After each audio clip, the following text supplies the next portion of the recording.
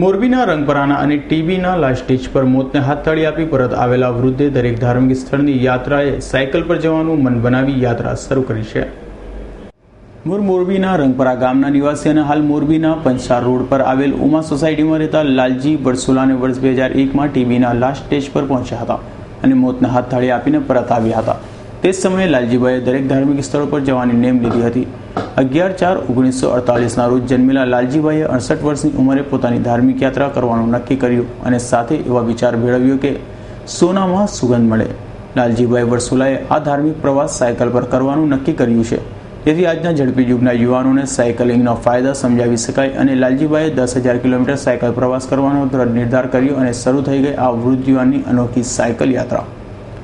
અને 10,000 kilometre cycle પ્રવાસને name લેનાર આ વૃદ્ધ યુવાન અત્યાર સુધીમાં 5,000થી વધુ કિલોમીટરનો પ્રવાસ ખેડી નાખ્યો છે અને દરેક પ્રવાસ બાદ તેમનામાં થાકને બદલે નવી ઉર્જા જોવા મળે છે. આ યાત્રા કરવાનું કારણ એ કે મારા નફાની જિંદગી 2001માં કેસ ફેલ થઈ ગયો તો એવું થઈ ગયું ને, પછી નફાની જિંદગી મારા મનથી જ એમ થયું કે હું એકવાર તિરુપતિ જઈ આવું, એકવાર કન્યાકુમારી જઈ આવું, આવી મનની ઈચ્છા થઈ. એટલે હું સાયકલ લઈને નક્કી કર્યું કે મારે 29/5 જવું છે. અને એ રસ્તામાં છોકરાએ મને વિદાય પણ આપી અને 1 મહિનો 5 દી હું અહીંયા કન્યાકુમારી પહોંચી ગયો. બાકી મને સ્વાગત રસ્તામાં બહુ કર્યા, આવું કુકડા ભેર ને એવું બધું હુઈ રહેવું પડે તો એ સામાન્ય મુશ્કેલી આપણું ઘર નથી.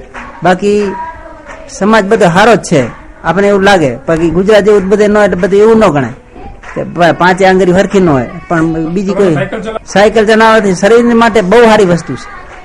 એ નક્કી એક યુવાનોને એ કહું છું, તમે આ 2 વસ્તુ યાદ રાખો કે મહેનત કરો, મહેનત ન કરો ટાઈમ ન તો તમે મોટરસાયકલ મૂકીને સાયકલ લઈને તમે ફેક્ટરી જવા માંડો, એમાં કઈ નાના ન થઈ જાવ. પછી કોઈક પૂછે કે આજ કેમ મોટરસાયકલ લઈને, તો ભલે પૂછે પણ તમારે હાયલું જવાનું છે. એટલે 2 કાળજી રાખો, એક માવતરની અને એક સાયકલની આગળ હલાવવાની. અને માવતરની ખાસ કાળજી, હનુમાનજી પાસે ન જાવ તો કઈ નહીં, રામજી કણે ન જાવ તો પડે. માવતર પાણી માંગે ને એટલે 20 મિનિટે પાણી પહોંચી જવું. સ્વાગતમાં એ વાત જ જવા.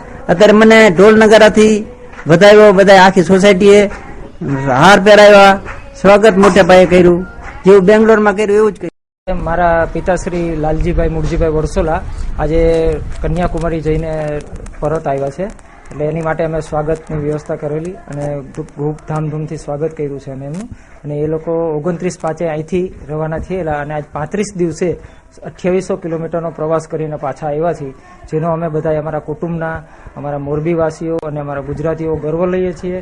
જેથી કરીને અમને આવી પ્રવૃત્તિ, બાપુજીની એક વખત તબિયત ખરાબ થઈ ગયેલી, જેથી કરીને બાપુજીને મનમાં એવો નિર્ણય લીધો કે હવે મારે આ વધારાની જિંદગી છે કે ભગવાને મને બચાવ્યો છે તો મારે આવા પ્રવાસ કરવા છે.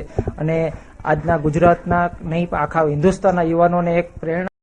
યુવાનોને ખરેખર વિચારે તો આવા વયોવૃદ્ધ માટે આવા સાયકલ પ્રવાસ કઈ સહેલો નથી અને હજારો કિલોમીટર પ્રવાસ એકલા ખેડવા તે ખરેખર અદમ્ય હિંમત અને સાહસ માંગી લે છે. રવિ મોટવાણીનો રિપોર્ટ, S9 ન્યૂઝ, મોરબી.